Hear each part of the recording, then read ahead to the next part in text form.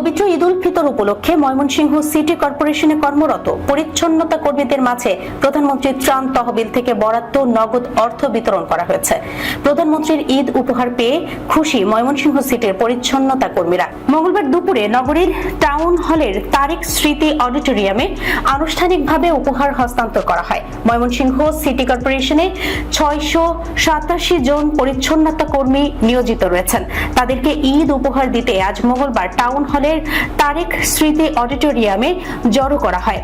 এই সময় আনুষ্ঠানিকভাবে প্রত্যেক পরিচ্ছন্নতা কর্মীর হাতে 5,000 টাকা করে নগদ অর্থ ঈদ উপহার হিসেবে তুলে দেন সিটি কর্পোরেশনের প্রশাসক রুকনুজ্জামান রোকন। এ সময় অনুভূতি প্রকাশ করতে গিয়ে প্রধানমন্ত্রীর প্রতি কৃতজ্ঞতা প্রকাশ করেন পরিচ্ছন্নতা কর্মীরা।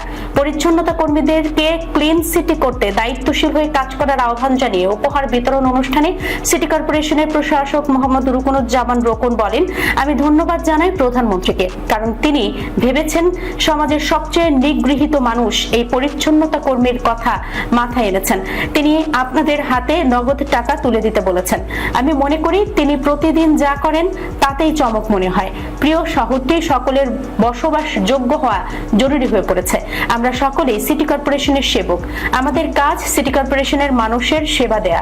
সিটি কর্পোরেশনের মানুষের কাছে আমার দায়বদ্ধতা তাদের পরিচ্ছন্ন শহর উপহার দেয়া। আমি আপনাদের সহযোগিতা করব, কিন্তু আপনারা আমাকে একটি সহযোগিতা করেন, সেটি হলো শহরকে পরিচ্ছন্ন রাখুন।